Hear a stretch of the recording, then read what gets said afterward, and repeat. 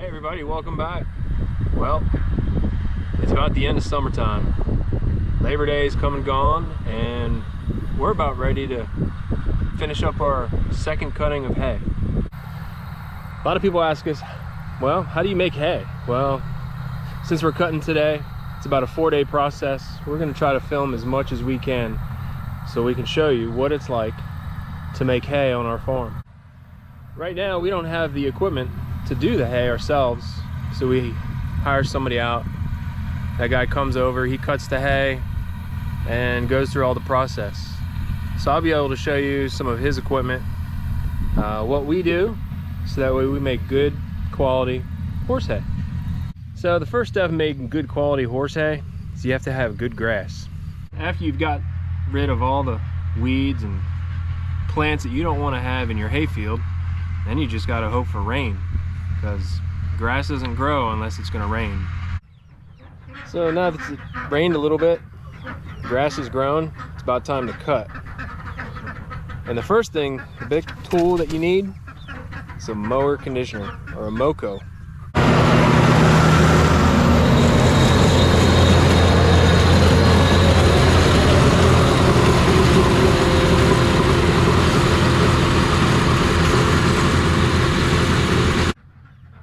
That thing you just saw, that's the mower conditioner, the moco. That's being pulled by the tractor. What it consists of is, I would say maybe 6 about dinner plate size spinning things on the bottom. And it has these 2 little knives. They're about 2 or 3 inches long. That's about it. They spin really fast. And as the tractor drives along, these things spin and it cuts the grass off right near the ground. After the grass is cut, all that freshly cut grass goes into kind of the back part of the moco. It has these 2 rollers that kind of intermesh together, and what that does is it crimps the grass. And by crimping the grass, it breaks open the stems of the grass and allows it to dry faster. So that way you need to get rid of all the moisture as much as you can from the grass, so that way you can bale it up later.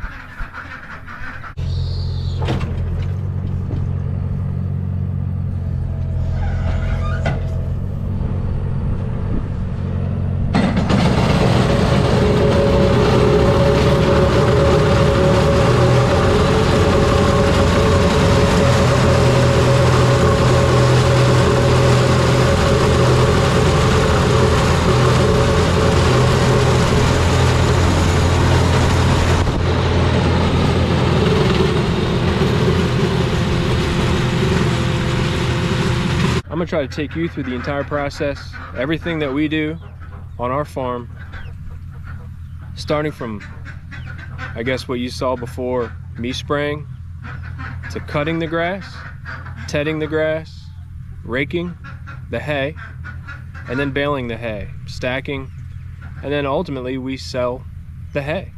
We do try to keep about 100 bales or so for us for the winter time, so that way our horses have something to eat.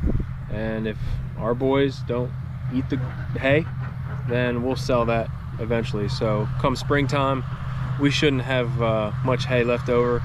And then we start the whole process again.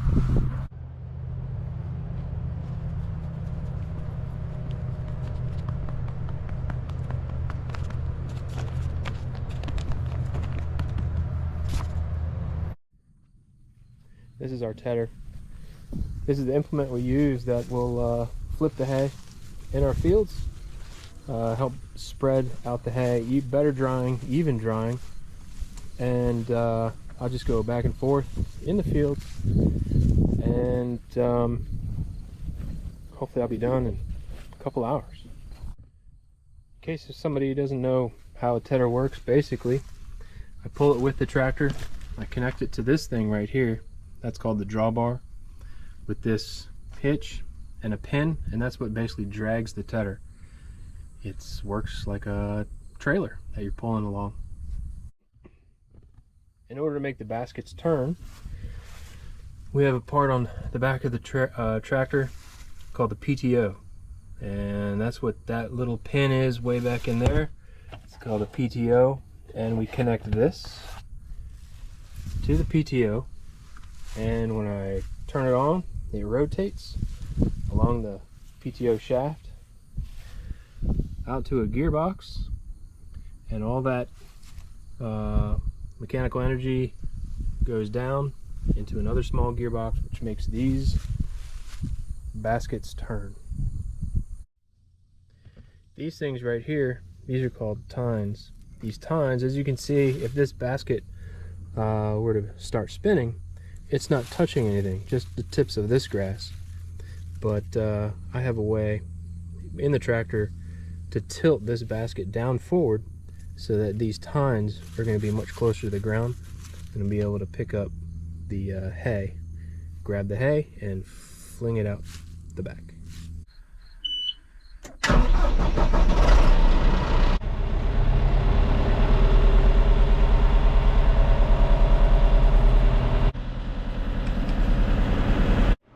So I connected the tedder to the hydraulics on the tractor, and I'm using these two connectors.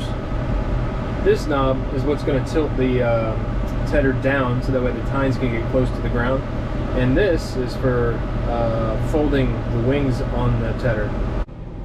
So to make the tines go down, I'm just going to push this lever, and it's going to tilt down to the ground just a couple inches, so that way the tedder and the tines on the tedder can grab the hay and fling it backwards. Now I'm going to fold up the wings on the tedder so that way it can fit through our gates.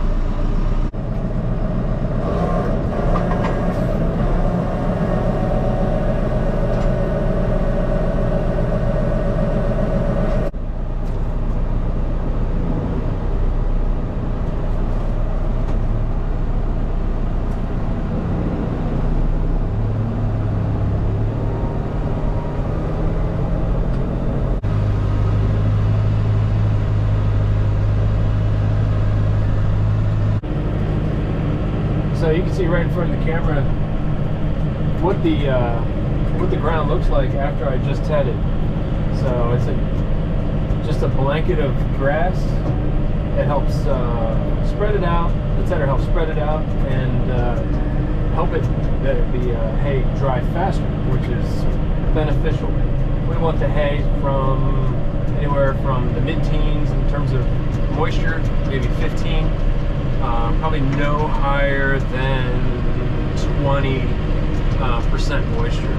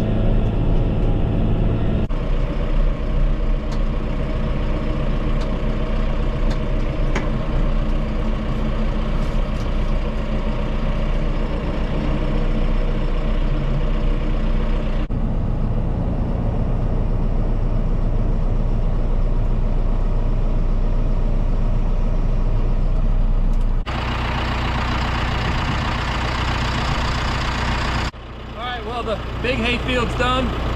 We just moved over to the little hay field. I'm gonna get tedding right now. Enjoy.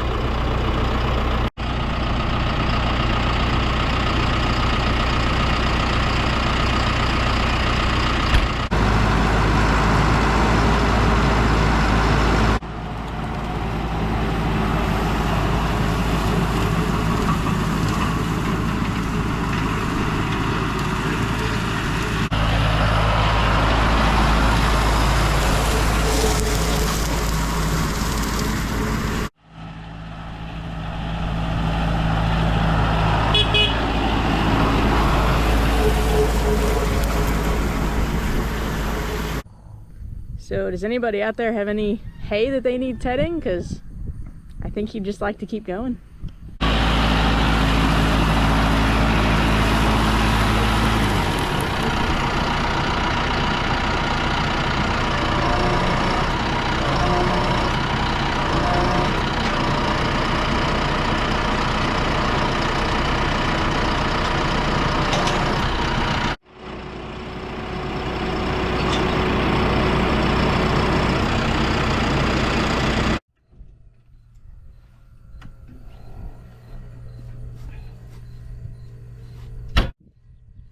Alright, well, everything's tedded, and now we just wait until tomorrow, early afternoon, do it all over again. And then day after tomorrow, we're raking, and we're gonna be baling. So, see you then.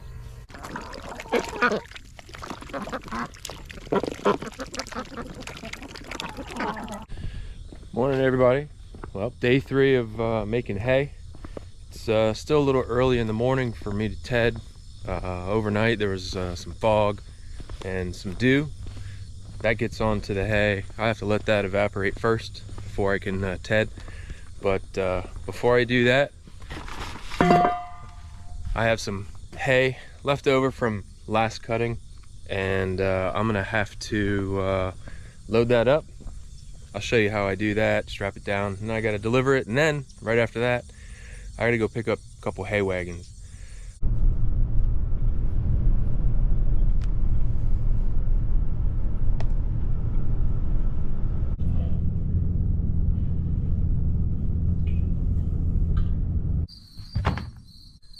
So I need to worry about that.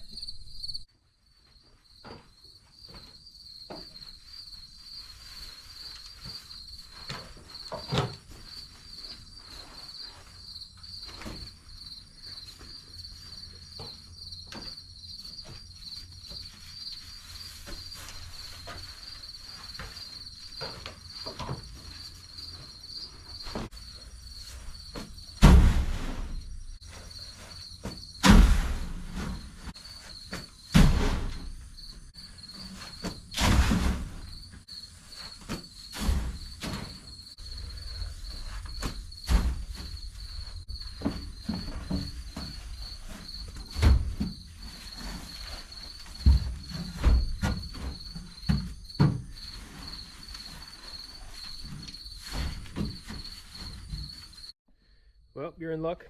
You get to watch me fix the baling twine. Looks like maybe some mice, field mice or something, got into it and chewed through it. Alright, so in order to fix a bale that has a broken twine on it, baling twine, the baling twine just keeps the whole bale of hay together so you can carry it around. So this is what I do. I just take this part, which is connected to the all the way through, so mouse hadn't chewed through this yet. Just take this, tie a little loop, just like that. It's nice and strong, doesn't have to be pretty at all. And then this is a scrap or something that we cut off an old bale when we fed our horses. Same thing, tie another loop around. So you have 2 loops. And what I do, I just feed one loop halfway into another. Take the loose end from the scrap twine, feed it through its own loop. Kind of give it a little pull.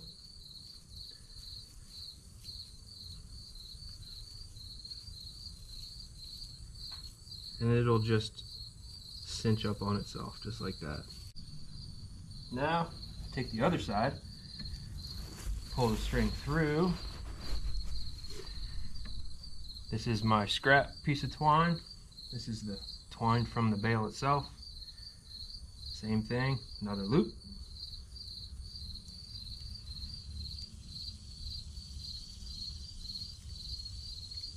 So, one loop here, an extended twine off that broken piece. So all I do is feed this loose end all the way through the second loop I made. Pull, cinch, pull, cinch,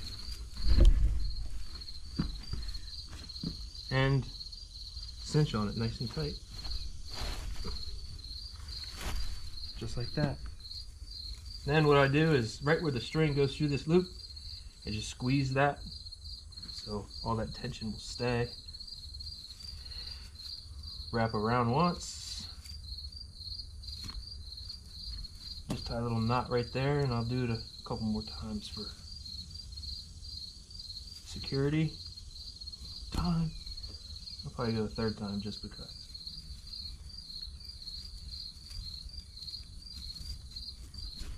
There it is. All fixed.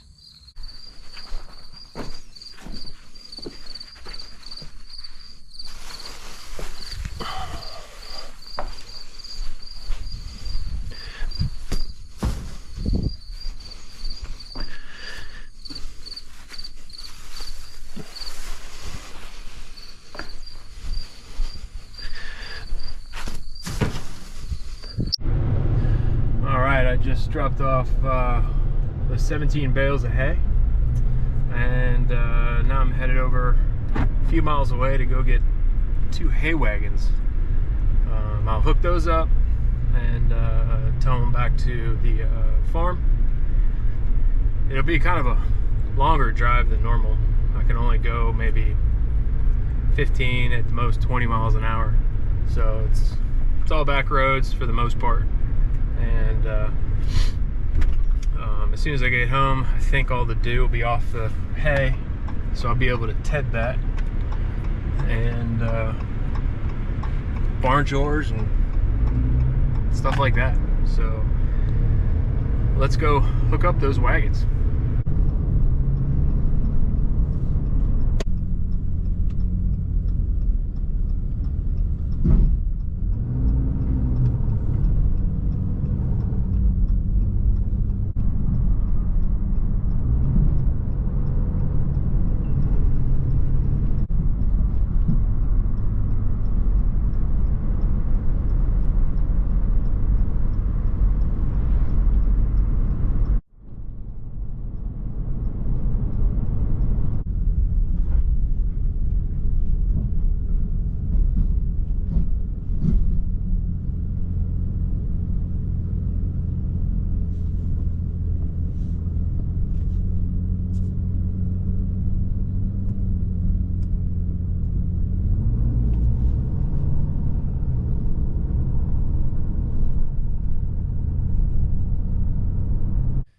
Alright, well, got the hay wagons at home. They're parked in our barn field. And here, let me show you how these things work. So right here, this is how we connect them to the hitch. I was telling you earlier that you don't need a ball on this. It just has a piece of metal with a hole through it. And then you just have a pin. That's what connects it to the truck. Not everybody has a backup camera on their vehicle to hook these things up, and it could be a little difficult to actually get the pin aligned with that hole. So what a lot of these implements have are locks. So what this will do, you can pull this up and it can unlock right there. You can see it's kind of opened up just a little bit, and this is the lock. It's held in by a spring. There's a little spring right in here, which puts pressure to hold this whole thing down. And what you can do is extend this out maybe 3-4 feet, connect it to the vehicle with a pin, and then all you have to do is just back up and it'll lock in place. Here, I'll show you that.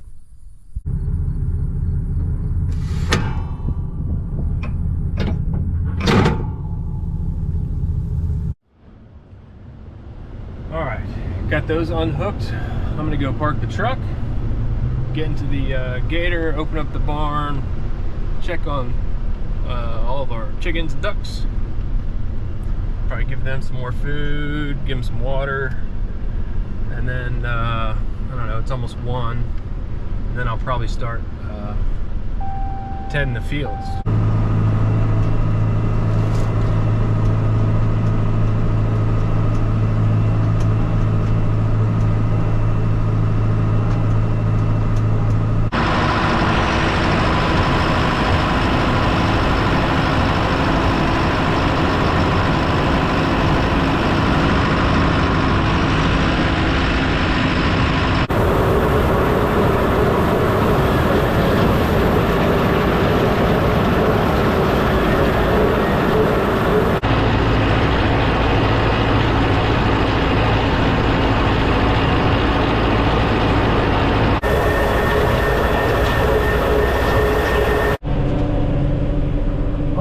I got the all the tedding done, both fields, 13 acres. Probably took me about an hour and a half, hour 40, something like that. I stopped a few times here and there to change camera angle. Emily just got home from work, and she probably helped me put this thing away, and probably just relax. We got to feed the horses, do other farm stuff before tomorrow. All right, so next time you see us, we will be I'll try to get some footage of us raking the hay. Well, the hay being raked. We're not going to do it, but and then after that we'll be baling. So more to come. Good morning, everybody. Today, day 4 of haymaking. So we've already cut the hay, let it dry overnight a little bit. I tedded it twice, and today is the last day. So it's about just after 10 o'clock in the morning. We had to wait a little bit to rake the hay because of the dew that was on all the hay and the grass from overnight. So we let that all evaporate off. It's relatively dry now, and we're in the process of raking the hay. That'll take a couple hours, and then in a few hours the baler will show up. You'll see a little bit of that, and we'll start baling hay. So it's gonna be a long day for us, but we've done it before. We'll have some help, so I think it'll work out to be a good day.